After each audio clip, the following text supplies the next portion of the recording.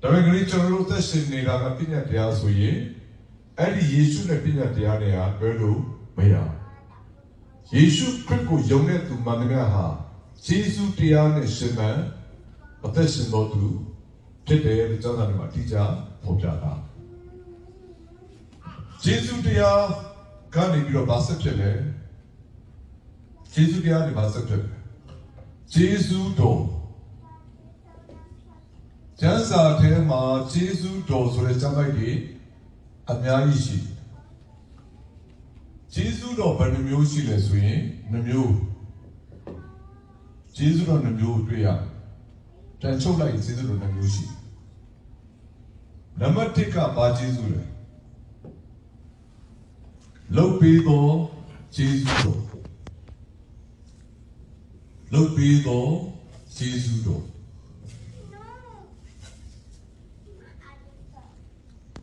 လုတ်ပြီးတော့ယေရှုတော်ကဘာတွေ့လဲ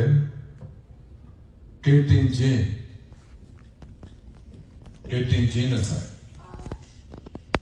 ကယ်တင်ခြင်းနဲ့ဆိုင်တဲ့ယေရှုတော်ကိုဘယ်လိုပေါ်ပြထားလဲလုတ်ပြီးတော့ယေရှုတော်လို့ခေါ်ဝိဇ္ဇကွင်းပိတ်ယေရှုအပေါင်းကားတယ်ဝိဇ္ဇကွင်းပိတ်ပါလေယေရှုအပေါင်းကားတယ်ဘာကျေးဇူးလို့ခေါ်လဲ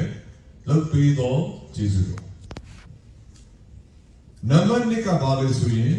ပြုပြင်ပြီးတော့ကျေးဇူးတော်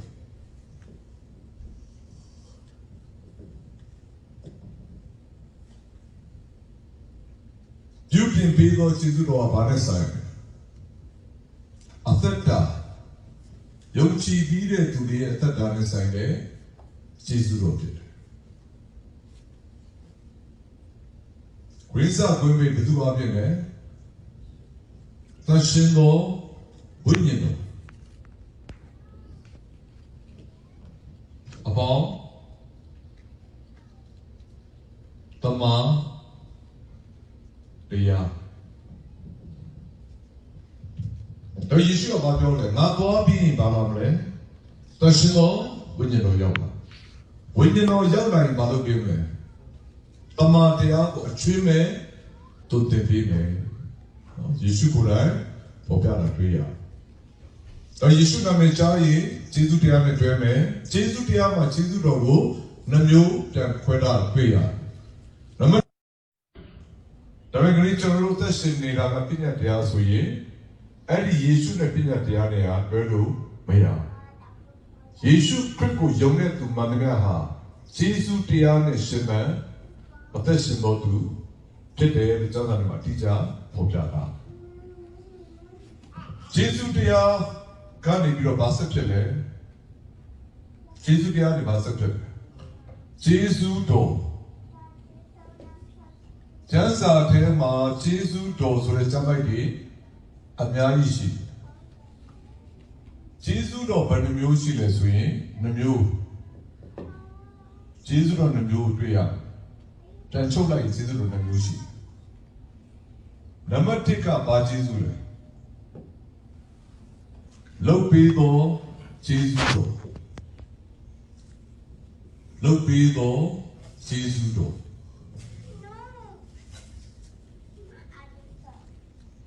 လုတ်ပြီးတော့ယေရှုတော်ကဘာတွေ့လဲကယ်တင်ခြင်းနဲ့ဆိုင်ကယ်တင်ခြင်းနဲ့ဆိုင်တဲ့ယေရှုတော်ကိုဘယ်လိုပေါ်ပြထားလဲလုတ်ပြီးတော့ယေရှုတော်လို့ခေါ်ဝိဇ္ဇကွင်းပိတ်ယေရှုအပေါင်းကားတယ်ဝိဇ္ဇကွင်းပိတ်ပါလေယေရှုအပေါင်းကားတယ်ဘာယေရှုလို့ခေါ်လဲလုတ်ပြီးတော့ယေရှုတော်နံပါတ်2ကဘာလဲဆိုရင်ပြုပြင်ပြီးတော့ယေရှုတော်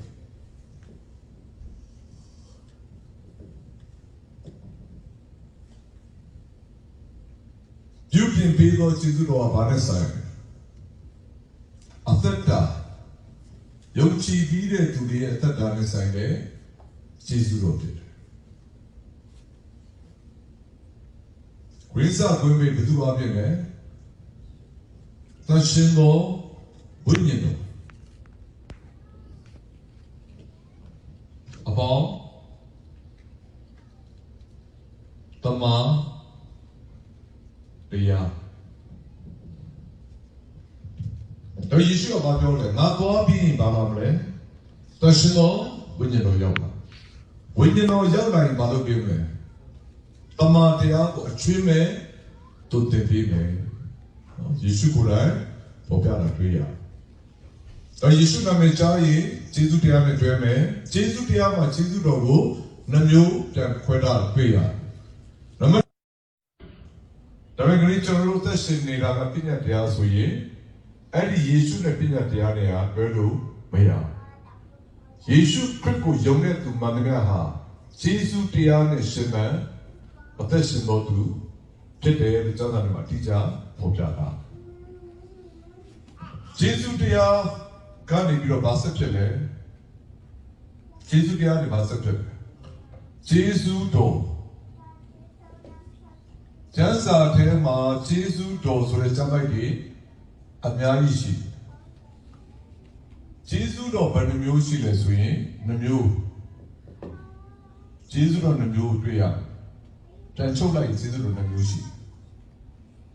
Number take up by Jesu. Look below, Jesu Do. Look below, Jesu Do.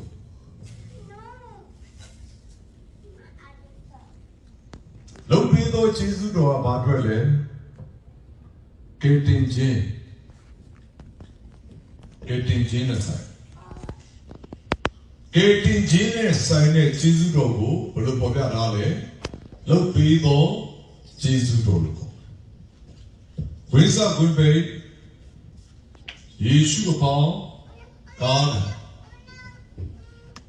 Where's a good me ballet? Yeshu upon God. A Jesus do bole, look below Jesus.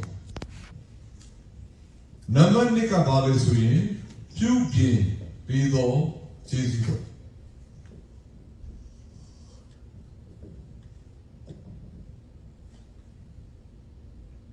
You can below Jesus or Banasai. A third time, young chi be there to be a third time inside Jesus wrote it. Winsa going to do Abime, Tashino, Bunyino. Upon Tama Ria. The issue of Babylon, not to be in Bamamle, Tashino, Bunyino Yoga. Bunyino Yoga in Balogime. Tama Tia, a tree to the female. Yishukura, Popana Tria. The Yishu Namechai, Jesu Tiame Dreme, Jesu Tiama, Jesu Dogo, Namu, Queda, Pia.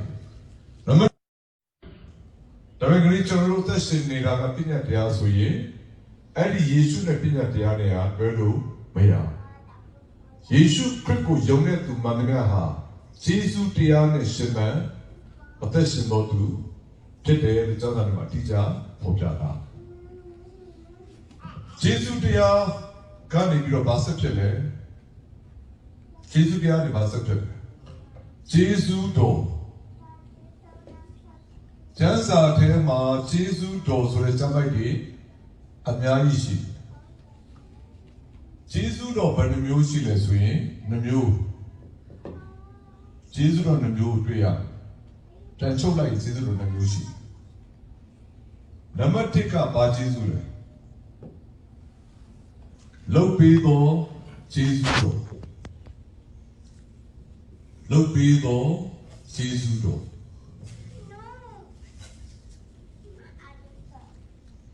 Look below Jesus do a badwele, getting gin aside. Getting gin aside, Jesus do go, but look at Ale, look below Jesus do. Where's a good babe? Yeshu upon God. Where's a good me ballet? Yeshu upon God. A Jesus do bole, လုပ်ပေးသောယေရှုတော်နံပါတ်2ကဘာလဲဆိုရင်ပြုပြင်ပေးသောယေရှုတော်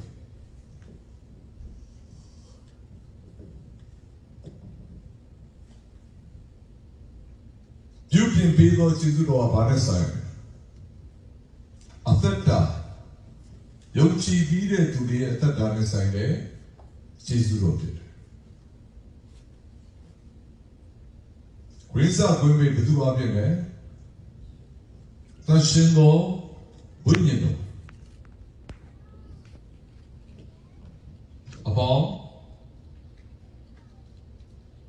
တမန်တရားတော့ယေရှုကဘာပြောလဲငါသွားပြီးရင်ဘာမှမလဲသရှင်သောဝိညာဉ်တော်ရောက်လာဝိညာဉ်တော်ရောက်လာရင်ဘာလုပ်ပေးမလဲတမန်တရားကိုအချွေးမဲ့တုတ်တင်ပေးမယ်ယေရှုကိုယ်တိုင်ပေါ်ပြတာတွေ့ရတော့ယေရှုနာမည်ကြားရင်ယေရှုတရားနဲ့တွေ့မယ်ယေရှုတရားမှာယေရှုတော်ကိုနှမျိုးပြန်ခွဲတာတွေ့ရနံပါတ်ဒါပေမဲ့ကျွန်တော်တို့သက်ရှင်နေတာကပြည့်ညတ်တရားဆိုရင်အဲ့ဒီယေရှုနဲ့ပြည့်ညတ်တရားတွေကဘယ်လိုမရယေရှုခရစ်ကိုယုံတဲ့သူမှန်တယ်ဟာယေရှုတရားနဲ့ရှင်မှန်အသက်ရှင်တော်သူဖြစ်တယ်လို့ကျောင်းသားတွေမှာတိကျဖော်ပြတာယေရှုတရားကနေပြီးတော့ဗာဆက်ဖြစ်လဲယေရှုတရားတွေဗာဆက်ဖြစ်တယ်ယေရှုတော်ကျမ်းစာထဲမှာယေရှုတော်ဆိုတဲ့ကျမ်းပိုက်တွေအများကြီးရှိယေရှုတော်ဘယ်နှမျိုးရှိလဲဆိုရင်နှမျိုးယေရှုတော်နှမျိုးတွေ့ရပြန်ချုပ်လိုက်ယေရှုတော်နှမျိုးရှိနံပါတ်1ကဘာယေရှုလဲလုတ်ပြီးသောယေရှုတော်လုတ်ပြီးသောယေရှုတော်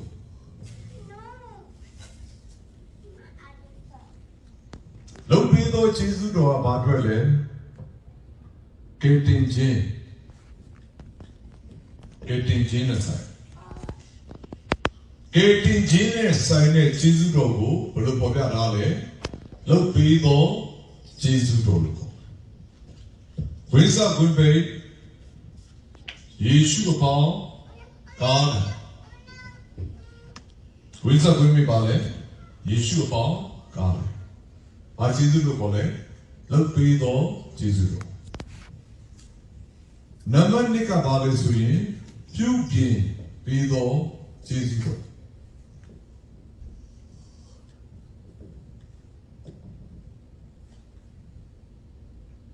ပြုပြင်ပေးသောယေရှုတော်ကဘာနဲ့ဆိုင်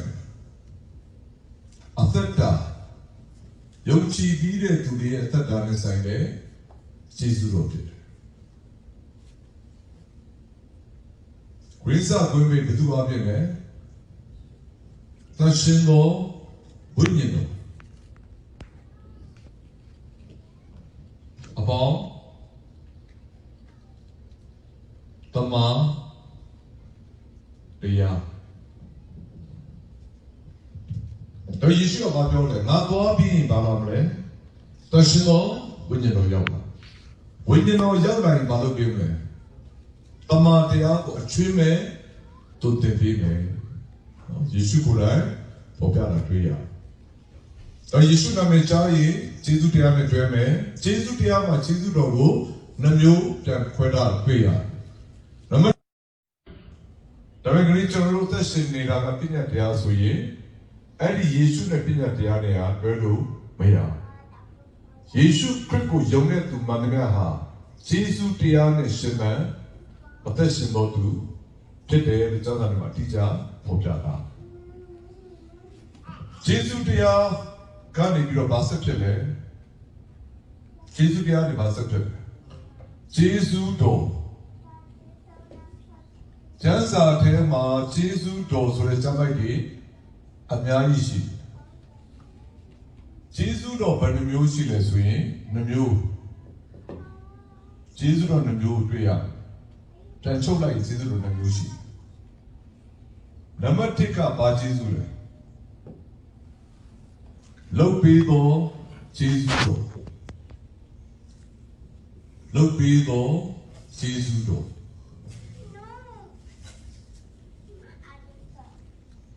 လုပ်ပြီးတော့ကျေးဇူးတော်ကဘာအတွက်လဲ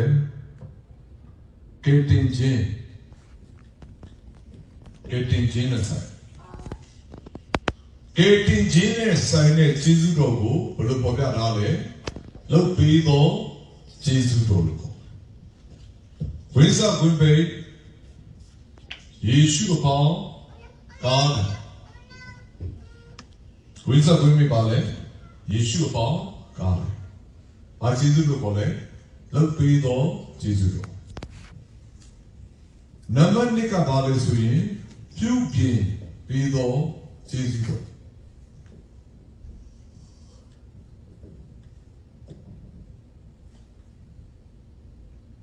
ပြုပြင်ပြီးတော့ကျေးဇူးတော်ကဘာနဲ့ဆိုင်အသက်တာယုံကြည်ပြီးတဲ့သူတွေရဲ့အသက်တာနဲ့ဆိုင်တဲ့ကျေးဇူးတော်ဖြစ်တယ်ဝိဇ္ဇကွင်းပိတ်ဘယ်သူအဖြစ်လဲသရှင်တော်ဝိညာဉ်တော်အပေါင်းတမန်တရားတော့ယေရှုကဘာပြောလဲငါသွားပြီးဘာမှမလဲသရှင်တော်ဝိညာဉ်တော်ရောက်လာဝိညာဉ်တော်ရောက်လာရင်ဘာလုပ်ပေးမလဲ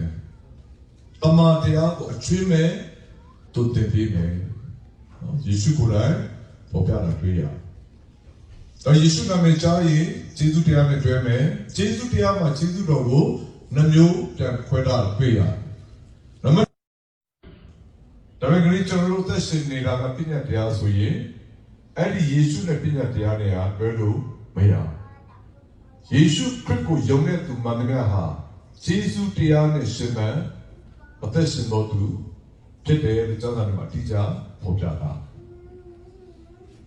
ကျေးဇူးတရားကနေပြီးတော့ဗာဆက်ဖြစ်တယ်ကျေးဇူးတရားတွေဗာဆက်ဖြစ်တယ်ကျေးဇူးတော်ကျမ်းစာထဲမှာကျေးဇူးတော်ဆိုတဲ့ကျမ်းပိုက်တွေအများကြီးရှိကျေးဇူးတော်ဘယ်နှမျိုးရှိလဲဆိုရင်နှမျိုးကျေးဇူးတော်နှမျိုးတွေ့ရပြန်ချုပ်လိုက်ကျေးဇူးတော်နှမျိုးရှိနံပါတ်1ကဘာကျေးဇူးလဲလုပ်ပြီးတော့ကျေးဇူးတော်လုပ်ပြီးတော့ကျေးဇူးတော်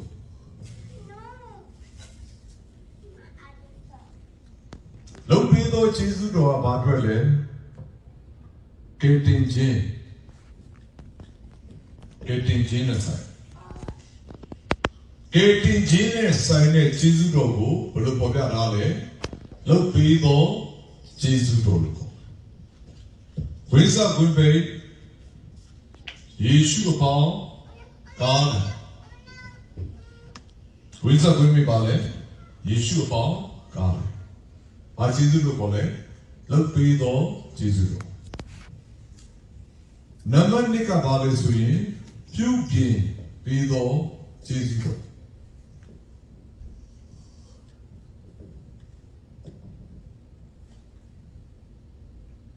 ပြုပြင်ပြီးတော့ကျေးဇူးတော်ကဘာနဲ့ဆိုင်လဲ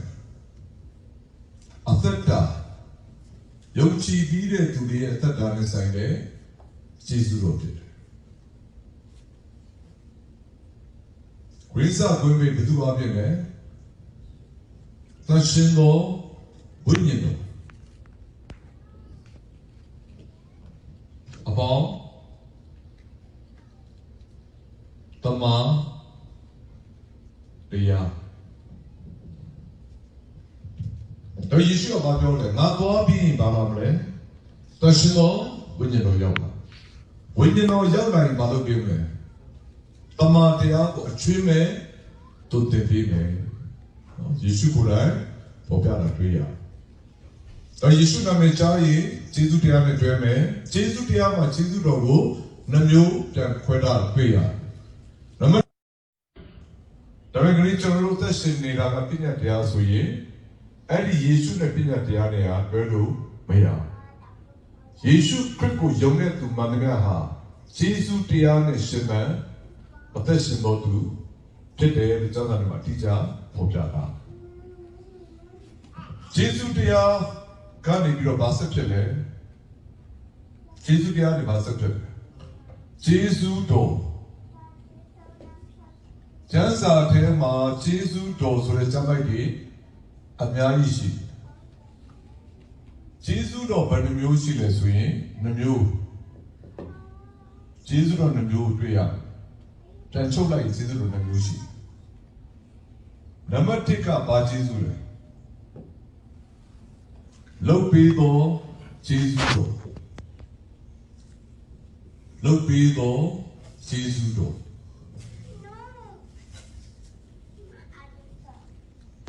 လုတ်ပြီးတော့ဂျေဇုတော်ကဘာအတွက်လဲ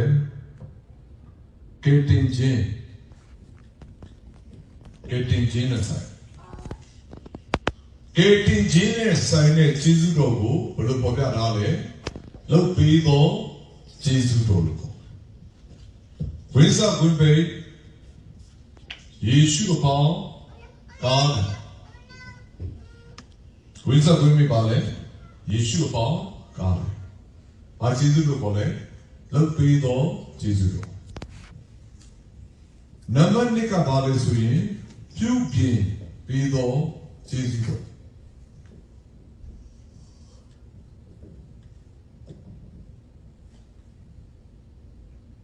ပြုပြင်ပြီးတော့ဂျေဇုတော်ကဘာနဲ့ဆိုင်အသက်တာယုံကြည်ပြီးတဲ့သူတွေရဲ့အသက်တာနဲ့ဆိုင်တဲ့ဂျေဇုတော်ဖြစ်တယ်ဝိဇ္ဇာကွင်းပေဘယ်သူအဖြစ်လဲသရှင်တော်ဝိညာဉ်တော်အပေါင်းတမန်တရားတော့ယေရှုကပြောတယ်ငါသွားပြီးဘာမှမလဲသရှင်တော်ဝိညာဉ်တော်ရောက်လာဝိညာဉ်တော်ရောက်လာရင်ဘာလုပ်ပေးမလဲတမန်တရားကိုအချွေးမဲ့တုတ်တင်ပေးမယ်ယေရှုကိုယ်တိုင်ပေါ်ပြတာတွေ့ရတယ်